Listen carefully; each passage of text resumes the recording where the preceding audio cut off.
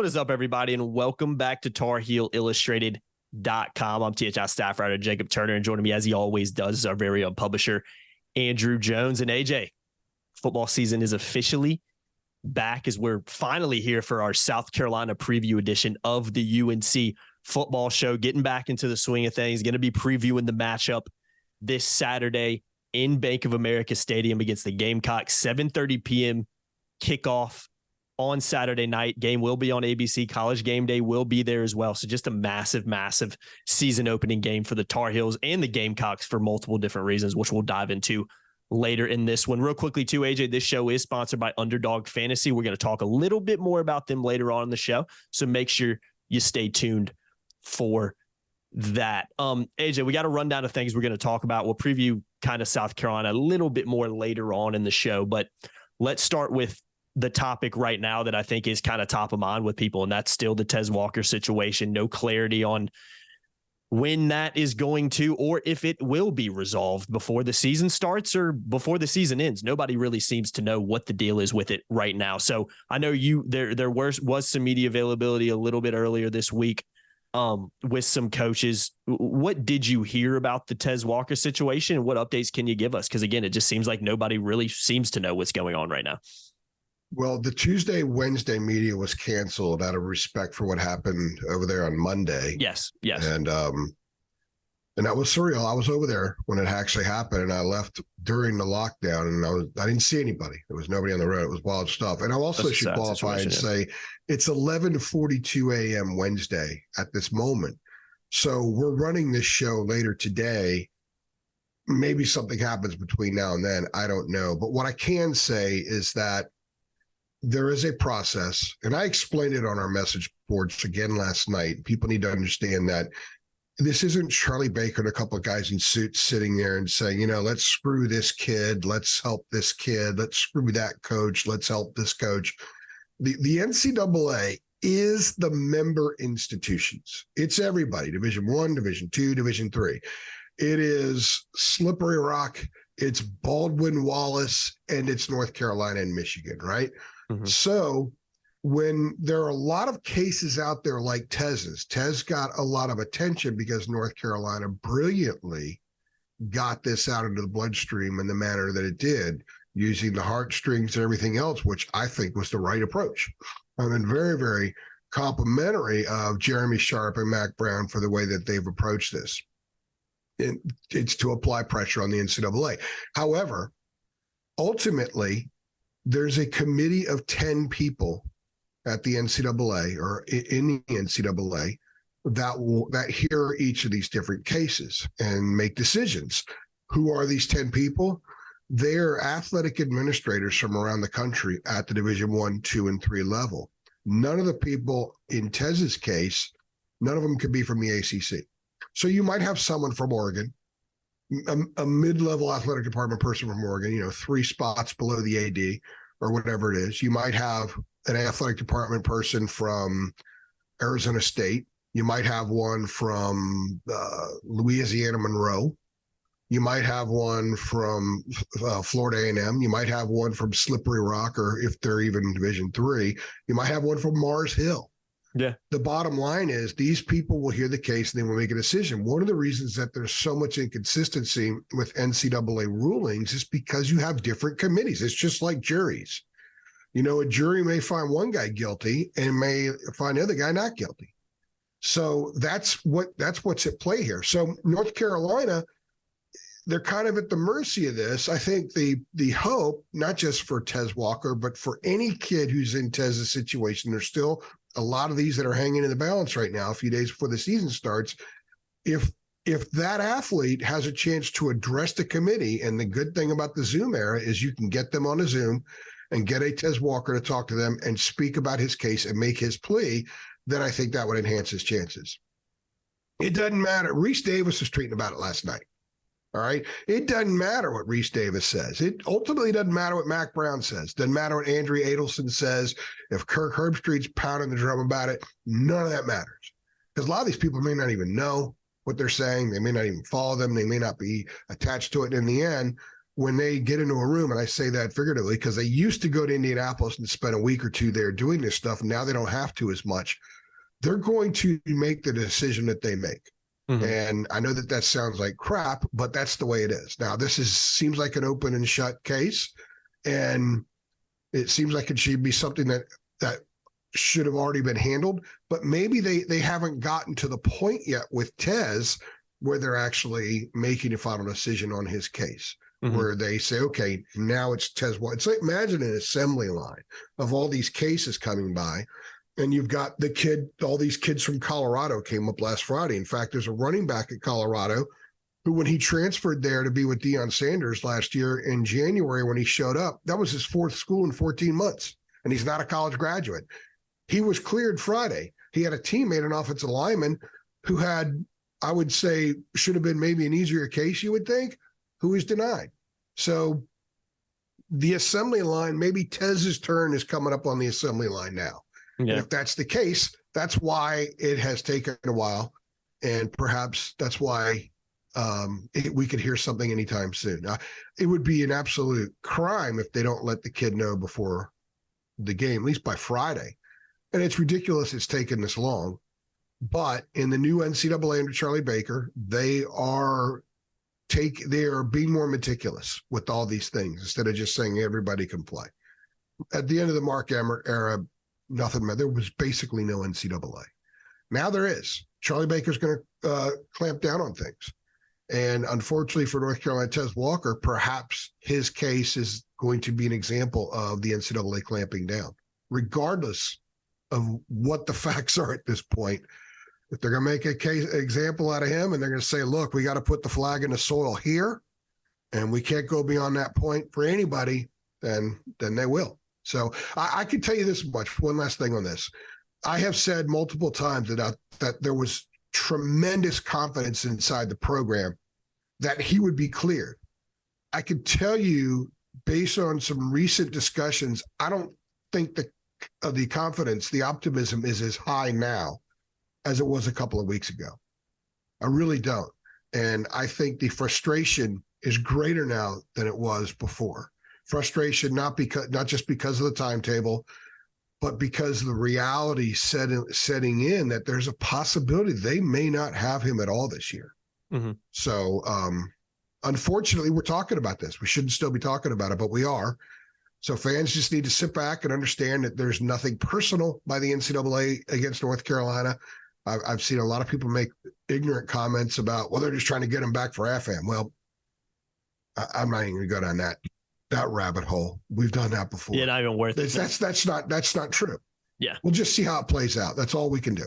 Yeah. And North Carolina does not know when they're going to hear. They are in limbo as much as every person watching and listening to this podcast, including you and me. Yeah. Moral of the story, nobody has a clue. Maybe even people at the NCAA don't have a clue when they're going to clear it. It's in the stack of things they need. Here's the other thing. Let's say that all these kids were granted Zooms with the 10 people on their committee. Because of schedules, there's no guarantee all 10 would be on the Zoom. No. I know I have a very good friend who's worked at the NCAA. And he's like, hey, if you can get 7 of the 10 on a Zoom, that's pretty good. Mm-hmm. But then you still have 3 votes that would be cast without having that information.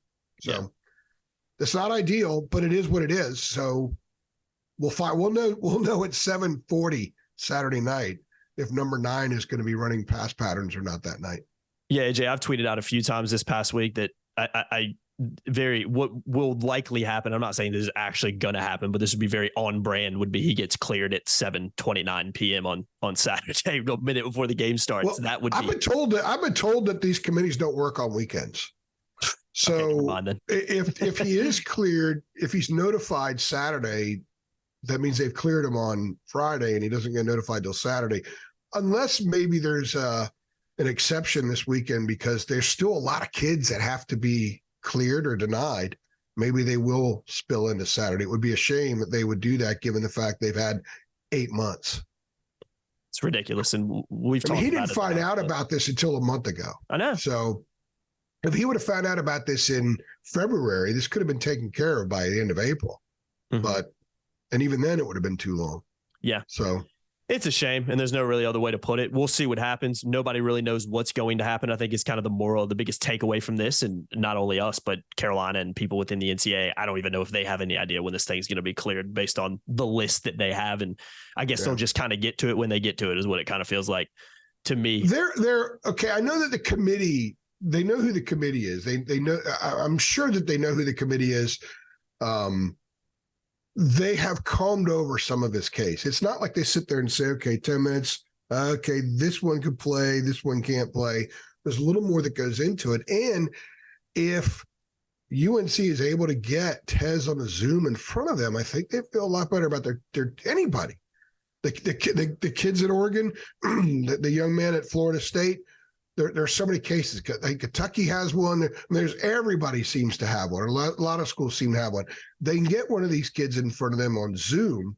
That will help their cases. It will also take longer, especially if 7 of the 10 are on the Zoom and 3 aren't. They're going to have to record the Zoom and send it to them. And I don't know. You would think there would be a far more efficient way of doing this, but apparently there isn't. No, that's my biggest kind of gripe with it. Just seems like it should have been dealt with a long time ago. And I think we can leave it at that for now. We'll see what happens. Yeah. Hopefully we'll be cleared this week. But again, nobody really knows what will happen at this point. AJ, real quickly, I want to give a shout out to our sponsor. I mentioned him earlier. That's Underdog Fantasy. Very excited to announce our new partnership with them. And AJ, the main reason we decided to partner with Underdog Fantasy is for one big reason, or 2 big reasons, I should say. Is the easiest place to play fantasy sports. And it's also the fastest growing fantasy app in the industry. There's so many of them. Underdog Fantasy is the one that's leading the pack right now, which is super, super exciting. And they have a lot to offer, including their pick'em game. And in their pick'em game, you pick whether your favorite players will have a higher or lower stat total in this week's game for a chance to win big. It's very easy to play. All you have to do is pick 2 to 5 stats of your favorite players and choose whether they'll go lower or higher. You can 20x your money by going 5 for 5 as well, which is pretty awesome. They also have a Best Ball Mania game. If you think you know football, definitely need to check this one out. This year's Best Ball Mania has $15 million. That's a lot of money, AJ, in total prizes up for grabs, with the winner taking home $3 million. So sign up today. Make sure you use the promo code HEAL to get your first deposit doubled by up to $100. Links are in the description below. Just visit underdogfantasy.com. Again, use that promo code HEAL to get your first deposit doubled up to $100. And you can download their app as well. Must be 18 plus and present in a state where Underdog Fantasy operates. Terms do apply. And if you're concerned with your play, call 1-800-522-4700 or visit ncpgambling.org. But really excited to be partnered with Underdog Fantasy. Get involved. Links in the description below. Make it super easy for y'all to go and get involved over there. AJ, second kind of thing. And they have a cool logo too, by the way. Very cool logo. Very cool logo. The logo. It pops. It pops. It really does. Let's talk about the health of this team, because I know that's something we've talked about a good amount this offseason. There's been some question marks around certain guys. Still is in a lot of ways. What information can you provide us on where this team is at health-wise? Give me some guys and we'll just kind of go from there. I think that'll be a little bit easier. Yeah, I think the biggest one on defense, at least, has kind of been the talk between Boykins and Hardy. Those are 2 guys we've talked about a lot during fall camp. Any updates on them?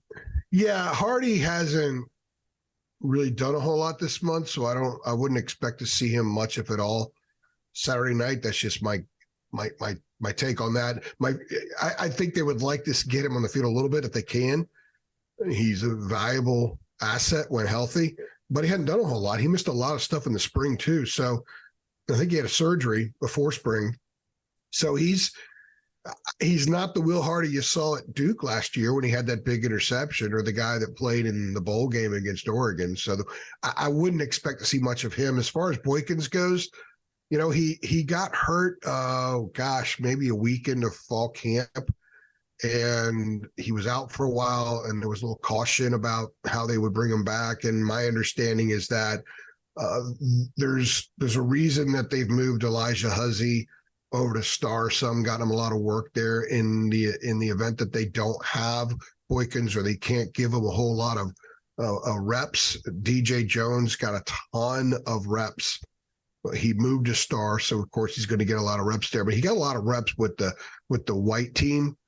The blue team. I guess the blue team, basketball, it's reversed. The blue team is the starters in football. He got a lot of reps with the blue team, especially the last couple of weeks. So I wouldn't be highly optimistic if I'm a North Carolina fan that you would see much of either one of those guys on Saturday. It's just my take on it. However, if they can have a guy like DeAndre Boykins, he's an asset because I think he's arguably the third best defensive player that they have after Cedric Gray and Kamen Rucker. Agreed. He's also pound for pound, maybe the best hitter that they have. So if they don't have DeAndre Boykins, then that's a big loss. I think that of all the spots on defense, that and inside linebackers where they could at least afford to lose a starter because of what's behind them. Although I do think that Amari Campbell, the true freshman backup linebacker, the kid from up there in used to be Stonewall Jackson High School in the DC area, but it's now Unity Reed High School. He's really come on. And I think that they're okay if he has to give them a little bit of run. It's a little bit of a different question mark behind DeAndre Boykins. So there will be more information about his availability before the game on Saturday night, one way or the other. Yeah. What about defensive line? Is you hearing about any attrition down there? It seems like that, again, it's the reason I'm asking because it seems like, and I think Carolina fans agree with this, it seems like if there's ever injuries, it's usually on the D-line and in the secondary. We've already kind of covered the secondary injuries. Anything on that D-line you've heard of that could maybe be a concern going into Saturday? Well, and to finish up on the last point too, I would expect Carolina fans should expect Siolate on Holloway. Yeah. On Saturday night. So Marcus Allen on one side, Tayon on the other. If Boykins can't go, Huzzy will be the star. He'll start there and get the majority of the snaps there, especially if Holloway does well. Now, they're very comfortable with Holloway in coverage. The physical aspect, he's kind of not there yet, as far as the physicality goes. But look, if he could cover, then and he's really good at covering, and everything that I'm hearing is that he could drape a guy. He's got some length. He's very, very bouncy and wiry. That would allow Gene Chizik to be a little bit more aggressive on defense, a little bit more creative, which is what they want to do this year. So I think that's why they would make that move. As far as the defensive front, a couple of guys have been banged up and missed some time. I don't really want to say who right now. I can't. But we'll find out Saturday night. I don't expect any of those guys to miss the game Saturday. It just depends on how many reps a couple of them can give, especially one in particular at defensive end. But they're in good shape at defensive end. So if they have a little bit of attrition there, they love what Bo Atkinson has done. He's the kid from Leesville. Is it Leesville Road? I think it is. Yeah, Leesville Road. Yeah, Leesville Road. He's really. Every time I saw him at practice, I was like, man. And I was telling you guys, he looks good. And Jacoby Cowan, who was in the program a year ago, transferred from Ohio State. He was there the year before. He's an in-state kid. He had a really, really good fall as well. They really, really like what they have up front, Jacob. Mm-hmm. They go multiple deep everywhere up front. They love the idea that they can rotate these guys in, and they're an older group now too. Mm-hmm. It's an older group up there. So with the new rule in college football, where the clock doesn't stop after first downs except the last 2 minutes of each half, you're going to have to rely on some mentally tough guys to fight through 8, 9, 10 play drives because they might not be able to sub. When the clock would stop after a first down, you could sub some guys. But it's going to be a lot harder now. So Miles Murphy, who fought through ankle injuries last year, didn't even practice at times. You've got him. You got Kevin Hester. You've got Des Evans. You've got Tamari Fox back now.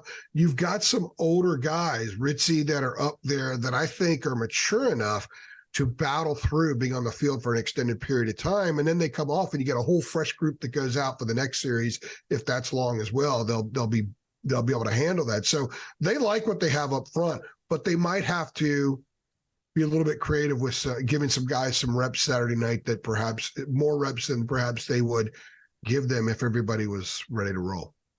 Switching over to offense real quick on the injury front. My understanding, doesn't seem like there's a ton of attrition on the offense. If there is any, might be in that wide receiver room, even looking at the depth chart a little bit. What kind of takes offensively? Because again, I don't think there's a lot, but there seems like there might be a couple guys that maybe are questionable going into Saturday. Well, the obvious one isn't the injury; it's Tez. Yeah, they say they have two game plans, one with Tez, one without. I think what you do is you have a game plan, And if Tez can go, your game plan's enhanced because you've got to take the top off the defense guy. You've got a guy that can slant over the middle, take it, run. He can shed tacklers. He's an NFL guy. So you add an NFL guy to the game plan. That's pretty good. Yeah. I think I've heard there's been some guys banged up in that room. It's possible that one of the expected starters or high-end rotation guys may not be able to play Saturday night. They'll know when they get there. This is typical every year. None of this is alarming stuff because when you go through fall camp, especially when you hit as much as they did this fall, you get into an opener, there's going to be some guys that can't go, and that's going to be the case throughout the season. People tend to overreact a little bit for openers that this receiver might not be able to go, or this guy can only go about 50%, or whatever the case may be, 50% of the reps that he would have normally gotten. Because it's all new again, we're kind of jumping back into it, and people tend to overreact with injuries. They've had guys that missed time before. Josh Downs and Antoine Green didn't even play in the first couple of games last year, the first 3 games.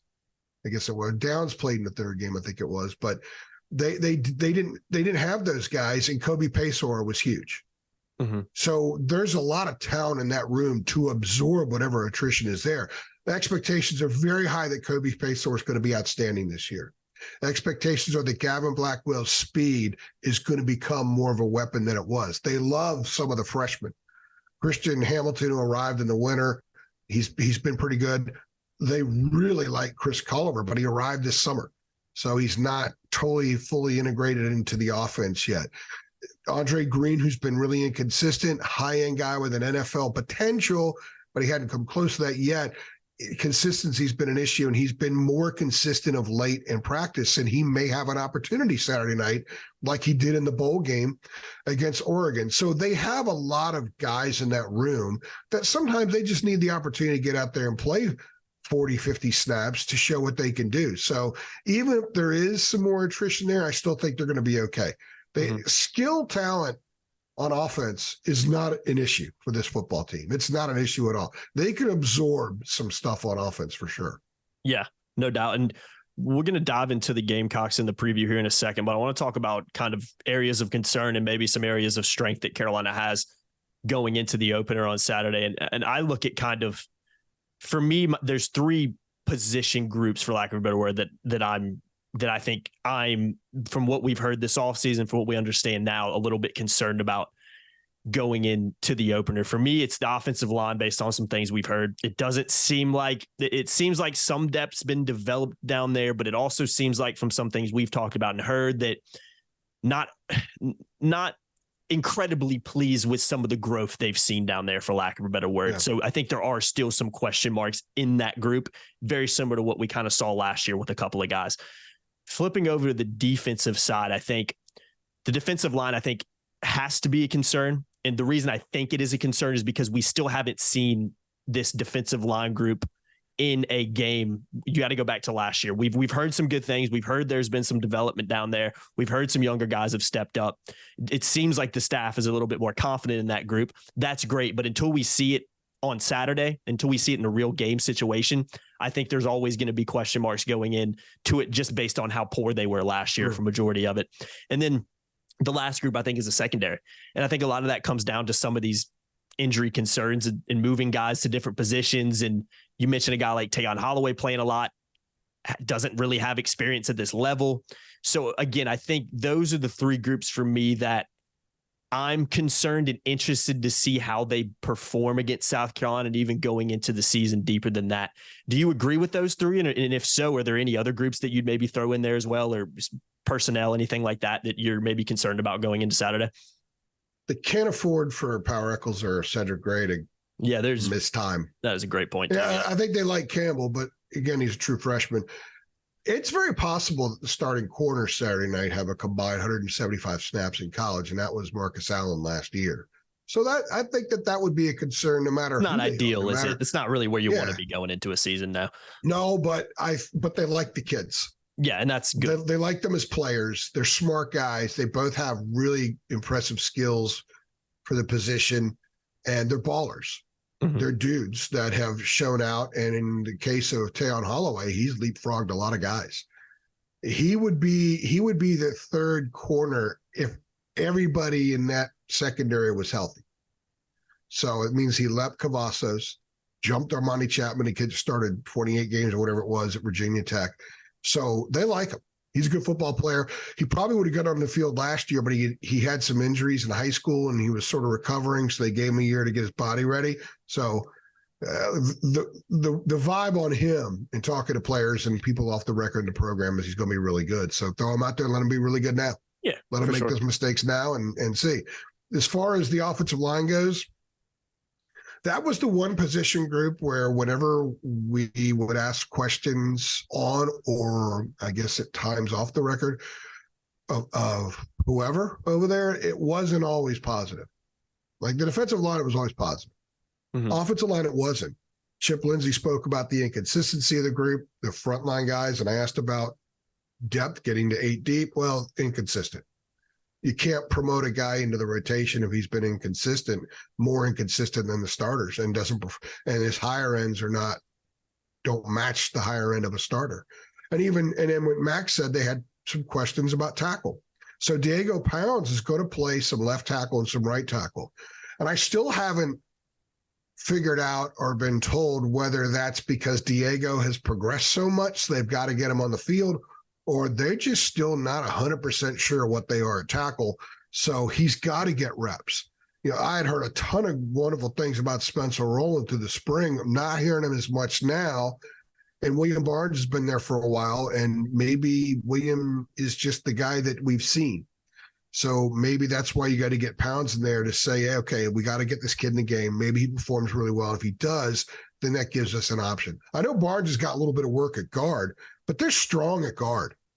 They really like the combination of Ed Montilus, Willie Lampkin, the kid from Coastal Carolina, who was the Sun Belt Offensive Lineman of the Year last year, and then Jonathan Adorno. And the other thing I like about the line, Jacob, is that it's an old group. I was going to say, there are a lot of old guys. There are a lot of old guys up there. Even Adorno, he's a senior. I know. It's crazy. So it is. Pounds is a younger guy. He's from Millbrook over here in Still Raleigh. Been around a little bit, though, yeah. Been around a little bit. And I think if you're a North Carolina fan, you want to see Pounds. You want to see him out there a couple series at left tackle, a couple series at right tackle. You want to see Trevion Green get healthy enough where he can get in the game and help out. Because they're going to lose a lot of these offensive linemen. They've got to train for next year, and they've also got to keep these kids in school from leaving. So the portal's a big thing with offensive linemen because they can make a lot of money in the portal. So I do think offensive line is still a concern. Yeah. And then defensive line, until they start racking up TFLs and sacks, and they've got to be really good on first down against the run. They've got to force quarterbacks into situations where they can't use the entire playbook. I think one of the problems a year ago, and it's been a problem for a while in North Carolina, is the offenses are so often in positions where they can just use whatever they want in the playbook.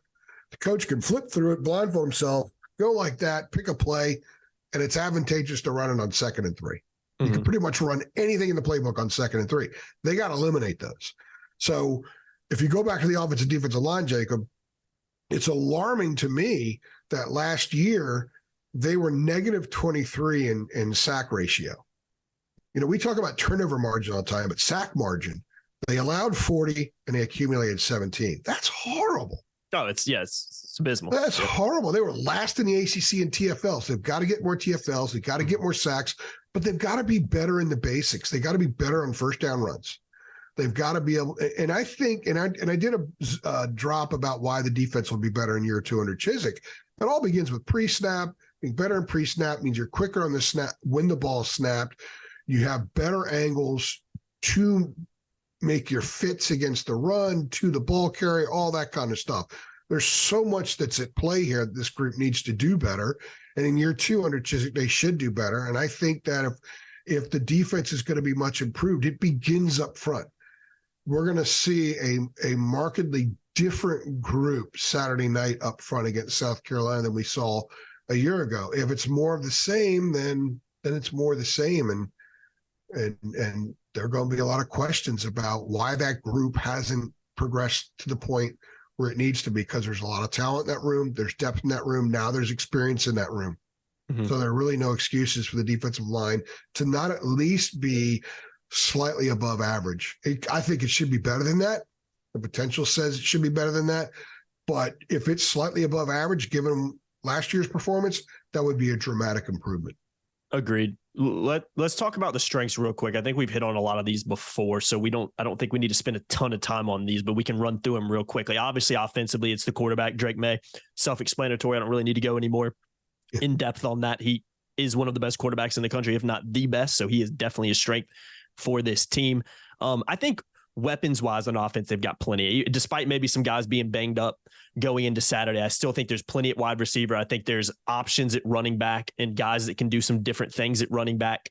Experience in there as well. So I think the running back room is somewhat of a strength, even though I still think some guys have to prove and emerge in real game situations that they can be the main guys carrying the rock for a majority of the snaps. Still think there's some question marks there, but again, there's talent in that room. So I don't think it's a weakness by any means. I think you'd have to consider it a strength for the most part. Tight end room, incredibly deep, arguably the most deep group on the team. That's a strength as well. And then defensively, I think the strength lies at linebacker because there's a lot of experience behind that. Like you mentioned, not a lot of depth. So you need Eccles and you need Cedric Gray to stay healthy. But I do think that is the strength of the defense. And even I think if you're going to, I know I mentioned the secondary being a little bit of a concern. I think that applies more so to that star and cornerback position because you're moving a guy like Huzzy who's playing more at that star now, kind of out of position a little bit, and you're bringing in some younger corners who just haven't played a lot. So that obviously has to be considered a weakness. But if you're looking at that safety room with the likes of Don Chapman, with the likes of Gio Biggers, I think the strength there is experience there. And when Hardy gets back to being healthy, there's a younger guy that can come in and may end up maybe stealing a starting spot from them. So I think if you're looking at strengths there, it's linebacker and potentially in that safety room, just based on the experience that they have back there. Do you agree with those strengths? And is there anything other strengths maybe you throw in there as well? Yeah, there's some other strengths too, but I'll address in reverse order, I guess, of what you said. Start with safety. Don't forget Derek Allen, Marcus's brother. He's a college graduate. Mm-hmm. You've got Stick Lane, who is also a college graduate. You got 6 college graduates in the rotation defensively. That's big. Pretty good. Mm-hmm. And Stick Lane's a guy who's been out a little bit, but I think he'll play Saturday, and he's someone that can work some at star as well. Mm-hmm. He forced 2 fumbles against Carolina last year when he was at Georgia State. Yeah, good player. And they like him a lot. And so he could play safety, he could play star. He's a baller. He was all Sun Belt the last 3 years. He's a good player. So Don't be surprised, especially if he can go and he can give you 50, 60 snaps. Don't be surprised if he emerges as someone who's on the field an awful lot. Again, I like the depth back there. Here's another strength on defense that you didn't mention, but I'm going to go ahead and say this. They have 14 guys in the defensive rotation who have played 1,000 snaps in college, defensive snaps. Mm. That is big. They have 17 that have played at least 700. So there are numbers over there. There are guys that have seen a lot of stuff. There's a lot of been there, done that. Now, specifically to the things you said, absolutely with linebacker, and I'm going to lump Jack in there because it's an outside linebacker spot. True. But they have 2 phenomenal leaders on defense in Cedric Gray and Kamen Rucker. Phenomenal leaders, and they're both NFL players. Gray could be a first-round pick. Kamen Rucker is going to play in the NFL because he's a damn football player. He's incredibly smart. He's highly disciplined. If you watch his film, he doesn't guess wrong. When he's engaged with a lineman, he doesn't make a mistake and, I'm going to try to beat him this way. Sometimes he just loses the battle, but he doesn't take himself out of place. He doesn't make mistakes in that respect. Sometimes he just gets beat. Doesn't get beat very often. And I can tell you right now that Carolina's offense has had a monumental problem blocking Kamen Rucker over the last month. They can't block him. He's a phenomenal football player. So your 2 best leaders on defense are your 2 best players on defense, and they're in positions where they can make plays. They're playmakers. Mm-hmm. So you're going to see Kamen Rucker go after Spencer Rattler and other quarterbacks this year. You're going to see Gray do that. I do believe they're going to be more aggressive defensively. I think you're going to see Gene dial some stuff up. And I'll get into a little bit of that later. So I think that is an absolute strength. I think the depth up front is a strength. Now they just need to perform better. If everybody improves their performance by 15 to 20% and they stay healthy up front, I think that's going to be enough of a strength that with what they have behind them, they should be able to make some plays, because I do think they're going to be aggressive. I do think they're going to be creative, and I think they're going to allow some playmakers to be playmakers more than they were a year ago. Now, on offense, what did you say? Skill guys, and you mentioned the running back room? Yeah, I think skill guys, quarterback, and tight end. For me, I think there's a lot of strengths over there. They have a lot of people that can catch a pass. So let's say for the sake of discussion, they don't have Tez, and let's say they lose a high-end wide receiver, which, there's some guys that have been banged up, and I don't think there's total certainty over what a few of them can give them. There's still a lot of numbers, not just in the receiver room, but I like the multiplicity with this group. The tight end, they have the best tight end group in the country. Absolutely. But they're multiple, and they're all different guys. So let's say you give Bryson Nesbitt, we all know he's gotten work at slot, but let's say you put him on the outside some. Use him the way Syracuse uses Arondé Gadsden, right? He may not be a great blocker as a tight end, but he's a pretty good blocker as an outside wide receiver, right? And he's a big target. And he creates pre-snap chaos for defenses when he's out there. Same with the George Pettaway, who's a running back, but he's the best receiving running back on the team. So you put him in slot. You can line him up in the backfield. You can run jet sweeps to him. You can run little screens to him. You can even throw a bubble, run him out of the backfield, throw a bubble, treat him as like a second slot. He just lines up as a running back. If you remember Josh Downs' touchdown against Texas A&M, the first one, the big play when he did the gig him down thing or whatever, he lined up as a running back on that play. And the thing about Pettaway is he is a running back. So remember Ryan Switzer was phenomenal at jet sweeps.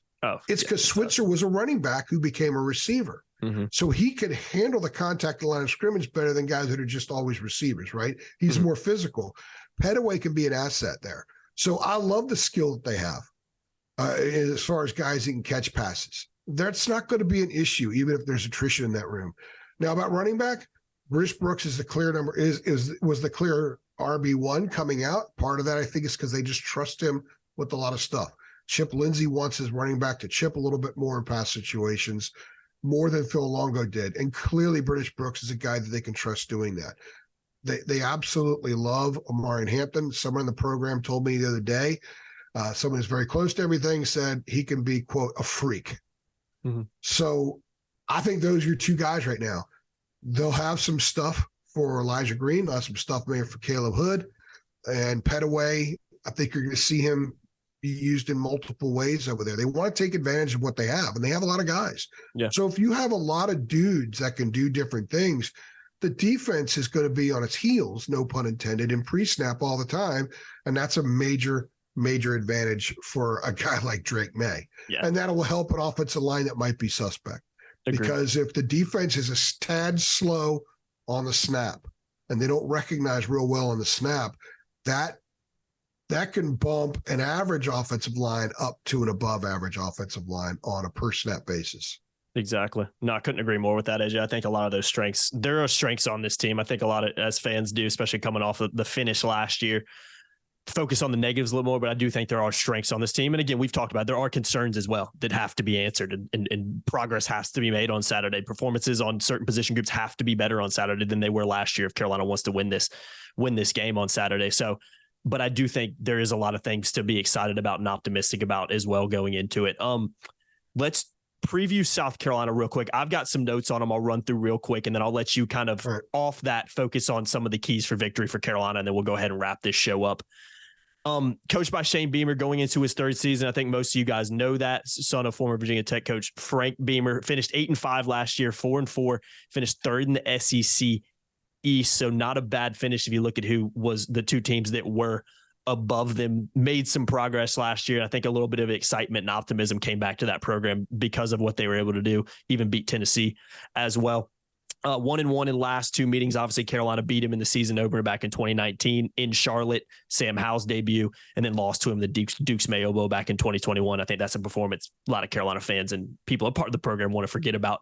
Carolina currently a 2.5-point favorite going in to the weekend. And AJ, I think when people think South Carolina, they think Spencer Rattler, quarterback, former 5-star prospect, was at Oklahoma as well.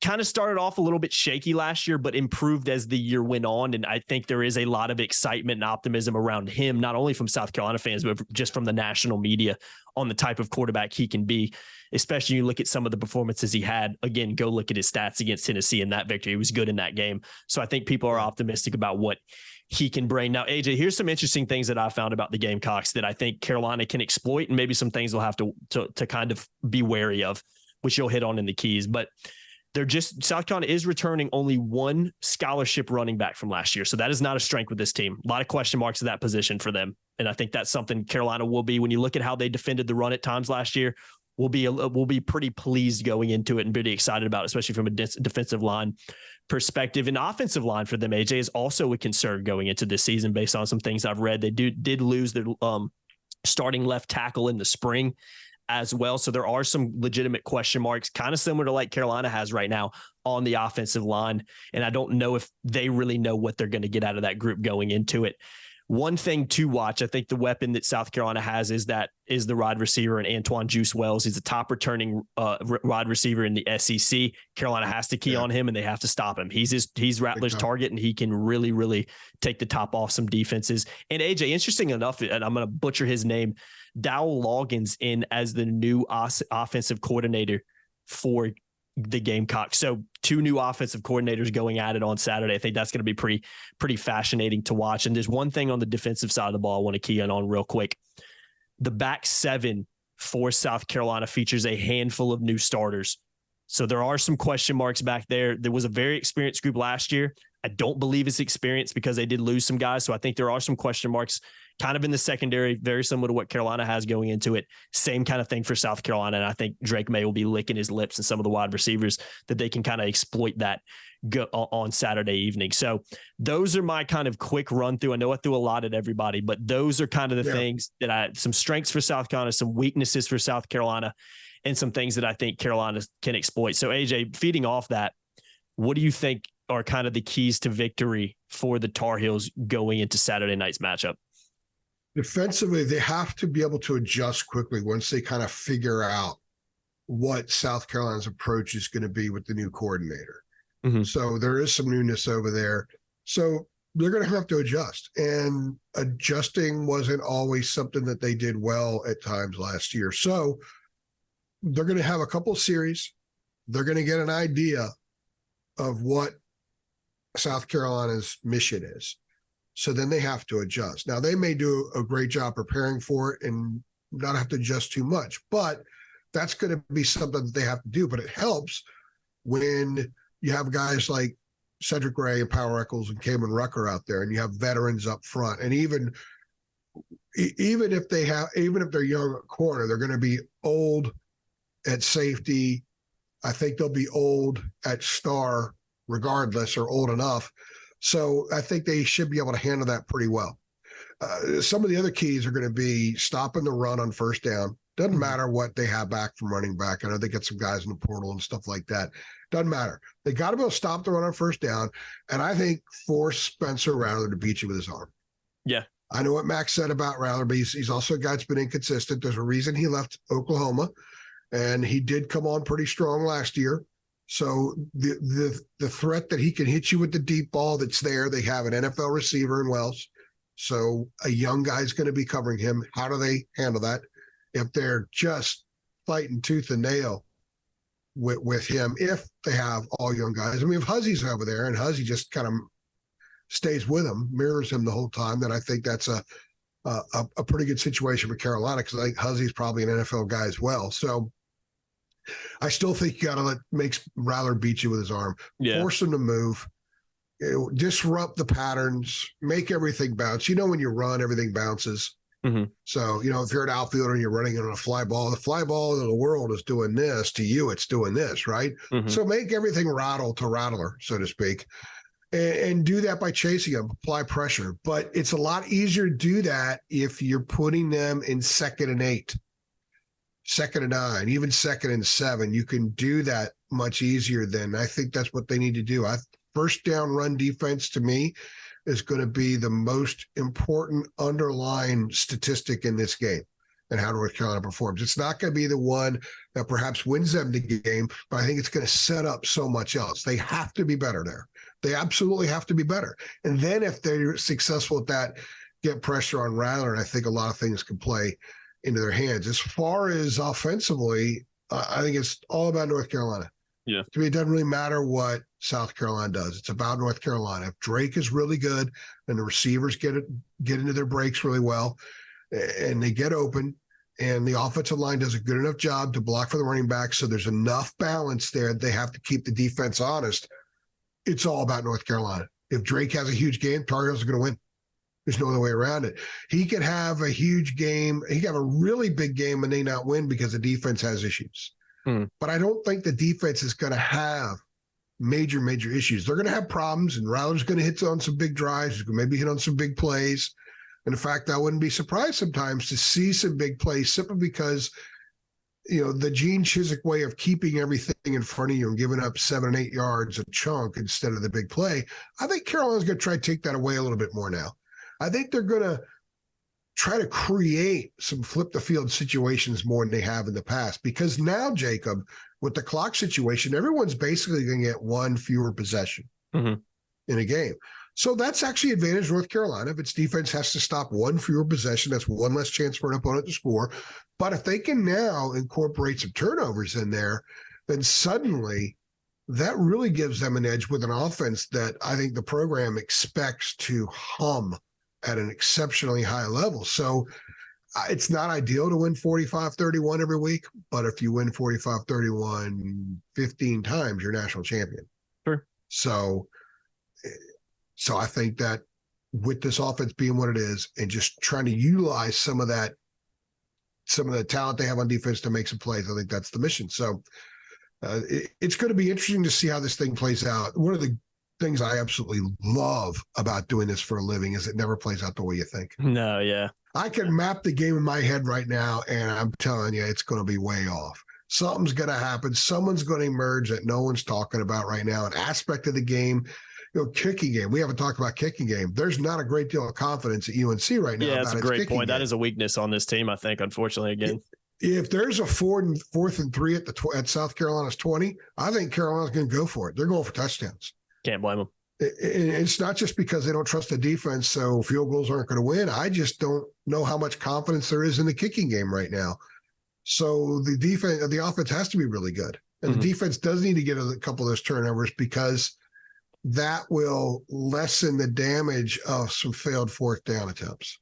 I'm looking forward to it, AJ. For me, just to wrap it up, I think it all comes down to what Carolina can do on the defensive line. Again, especially when you look at some of the young guys they have at corner, you're going up against an offensive line that there are concerns around surrounding South Carolina.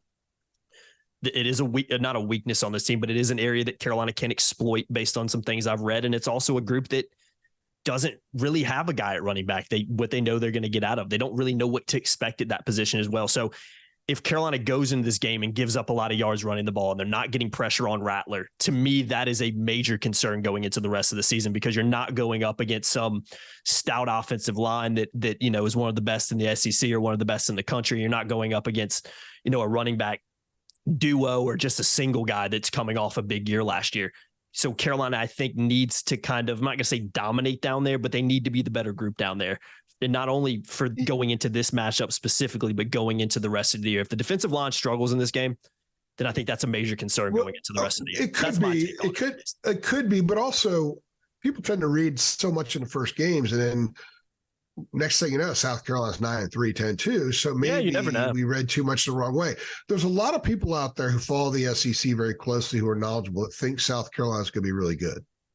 Yeah, for sure.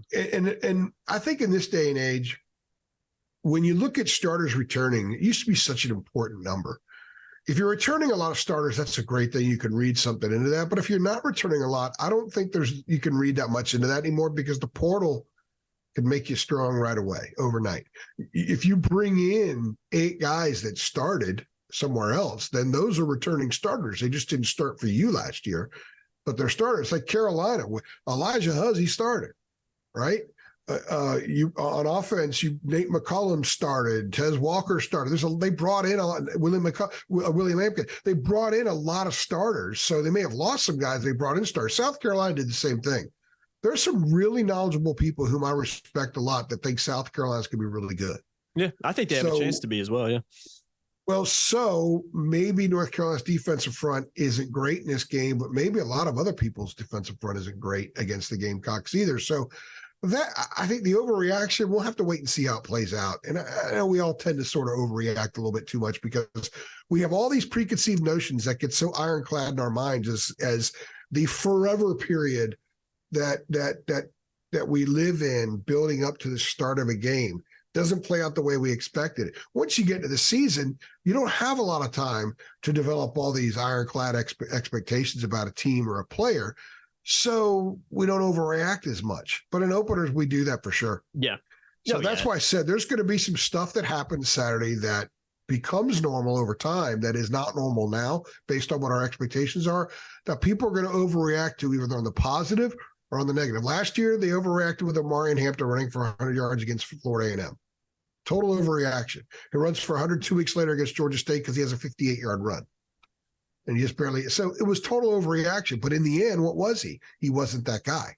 Yeah. He might be this year, but he wasn't last year. So I think to me, the unknown factor of openers makes them so exciting. And the coaches don't even know for sure. No. They don't have – Carolina's got some NFL guys on the staff right now. Clyde Christensen and Ted Monachino as analysts.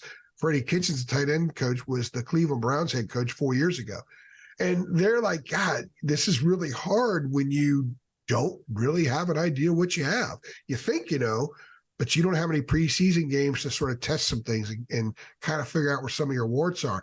They don't have that in college. So they're going to have to learn on the fly and figure out on the fly as they go along, which is why openers like this are not optimal. Mac tried to get another week 0 game like he had last year before they went to App State. But the NCAA wouldn't let him do it 2 years in a row. So they couldn't get one. He says, I want to play week 0 every year. They could bring in Florida A&M or Central or, Jacob Turner Tech every year and do that the first game and get a lot of crap out of the way. But they wouldn't let him do it this year. Yeah, no, and I understand that from an NCAA perspective. Yeah, no, I agree with you, AJ. So many unknowns going into this game, so many question marks, and I do think South Carolina has the potential to be pretty good. And, I hate to pick on the defensive line. I think it's just when you look at the talent there, the experience there, you didn't really lose anybody. You brought a couple guys in. You chose not to change your coordinator down there. You chose to stuck with that process. You brought an analyst in down there. That defensive line needs to improve. It can't be like it was last year. It's going to be a very long season for the Tar Heels. It just has to. Agree. It can't be like that again. And Tim Cross knows it too. Trust me. Exactly. By the way, if there was a Jacob Turner Tech, what would be the nickname? What would the moniker be? Mascot. That's a great question. You say in Tech, so like I'm automatically thinking some kind of like B because of Georgia Tech Yellow Jackets. I'm automatically thinking like, maybe a wasp, but that's kind of boring. But there's the Golden Gobblers at Virginia Tech. There's the Red Raiders at Texas Tech. Maybe like on that. Maybe I'll keep it with like the J, since Jacob Turner Tech, maybe I'll keep it with the J or a T, maybe the Jackals, maybe the, I think that'd be pretty different. Jackals. You know what I mean? The Jackals, you would need to play Idaho because they're the Vandals. The Jackals and the Vandals. That would be cool. I got to think on that one. Let me get back to you on that because that's a great question. I want to be creative. I don't want to be basic, I want to be a little bit outside Mine the box. Be the 33. Mine would be the 33s. Yo, I don't know why. Because of Eddie Murray. Yeah. If there's the 49ers, Charlotte's the 49ers. So, and I think Long Beach State's also the 49ers, aren't they?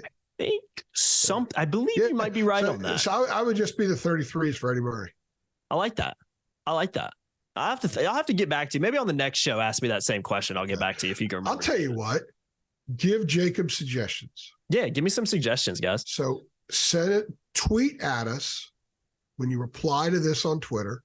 Tweet at us what you think Jacob Turner Tech's nickname should be, and whoever comes up with the best one that makes the most sense, I'll give you 3 free months to THI. I like that. Tag me in it too at Jacob Turner THI because I need tag him in it. Tweet at us, and only on Twitter. You can't send it to our DM. Mm-hmm. Don't email it to me. Some people, man, they find my email address like there's no tomorrow. I even got phone calls sometimes. They find my phone number. Tweet at us. Reply to this show being posted on Twitter. That's the only way you qualify. And let's get this thing rolling. Let's get a nickname for Jacob Turner Tech. I need it. I want colors. You know what? If you want bonus points, let's do a color scheme. 100%. I'm leaning. I want it to be. This is just me. I want it to be something that starts with a T, because I think Jacob Turner Tech and some mascot that starts with a T would really kind of flow. I think that would be really cool. It'd be tarantulas. Like something like that. It'd be kind of like it'd be a tough one to say. You know what I mean? And if somebody out there is really bored and you're a graphics guy, design a uniform. Oh man, do it. Yeah, give me a logo. I think that would be fascinating. Let's get somebody could probably whip that up in 5 minutes. If someone designs a uniform, color scheme, logo, nickname, they got the whole kit and caboodle, I'll give you 6 months. 6 months. Oh yeah, you have to. 3 months for the see what kind of responses we get. 6 months if you go full throttle on this. I may even have someone throw in a stadium design. Hey man, give us the whole 9 yards. Give me a logo. Create an intro video. Create an intro video with the smoke running out of Jacob running out of the tunnel in this uniform. Hey man, we'll give you 1 free year, AJ, if you come up with a fight song as well. No way that happens. If you have that much time on your hands, then I envy you. I'll just put it that way. I envy you. Preferably this would be the same person, so we don't have to give away a bunch of freebies. Exactly. Rivals is not going to be happy about that. Especially it's funny because as you're talking, I'm like barely paying attention. I'm over here just like, come on, think of a good mascot name. I just want to see Jacob in a football helmet. Oh man. And then I want to be on the other side of the line of scrimmage and I want to clobber him. AJ, I was a smart guy growing up because I knew at a young age I was going to peak at about 5'7.5". So I just stuck with the soccer and the baseballs. I didn't play. I quit basketball early. I was like, I ain't got no chance at this. Football, I didn't want to go out there and get my bell rung every day. I'm 5'7", going nowhere in that. I think I was smart with sticking with the smaller person sports. You know what I mean? I'm 5'11", maybe just tad at 5'11". I played all three. So I played all three even in high school. So okay. That probably says a lot about where I came from. They're not very good up there, but hey, I will say I would love to be 5'11". I would love to be that height. There's a big difference between 5'11" and 5'8" on a good day. Doesn't feel I feel short a lot of the time. I feel short a lot of the time too. Oh, I do too. People. Trust me. I knew I had no hope because my mom's about 4'11" and my dad's about 5'8". Really? So yeah, my mom's actually I take that back. She is 5'1", not 4'11", 5'1". I'm thinking of somebody else. She's about 5'1", which is pretty short. So I knew from a young age I didn't have a chance with any of these big time sports because I just don't have those genes in me. So I think I was smart with sticking with what I ended up sticking with. Yeah, but you were a soccer star. You were you were the Pele of Wake Forest High School. That's what they say. Man. I guess I'm dating myself. I guess I should say Messi, right? Yeah, I'm the Messi of that high school. That's what they say. They probably still talk about me over there. You know what I mean? I'm sure they still just ran. You know, when I drove by Jordan-Hare Stadium at Auburn a year and a half ago, and I saw that massive Gene Chizik thing. Yeah, I'm going to drive by Wake Forest High School to see one of those of Jacob Turner hanging in Trentini Stadium. But you'll see a big banner. Yeah. Big. I will say we were solid. We got better as the years went on, but they actually did win a state championship about 3 years ago, I think. In men's soccer, that was the first time in like you laid the foundation, man. You laid the foundation. Hey, somebody, I like to think so at least, AJ. And again, we'll leave that one at that. All right. So real quickly, yeah, go ahead. Come up with a nickname. If it's a nickname we choose, you get 3 months. Okay. The color scheme and uniform is 6 months. Yep. And if you do the whole thing, intro video, stadium, all that stuff, it'd be a year. I would prefer it just to be one person, so it'd be a year. I have to go cheap. I have to go cheap on this because I don't want rivals coming down and putting a hatchet through my head.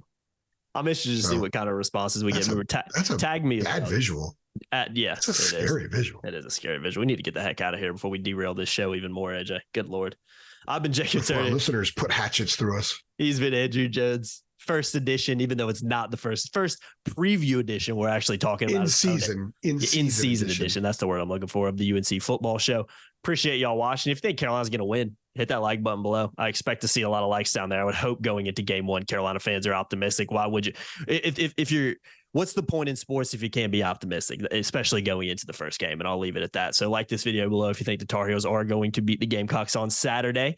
We will be there. THL will be very well represented. at the game. I'll be on the field. Kevin will be on the field. Looking forward to getting back in the swing of things and football season officially being back again. Check out Underdog Fantasy. Links in the description below. Big thank you to them for sponsoring today's episode. Make sure you like, share, subscribe, hit the notification bell as well. See you on the next one. Thanks.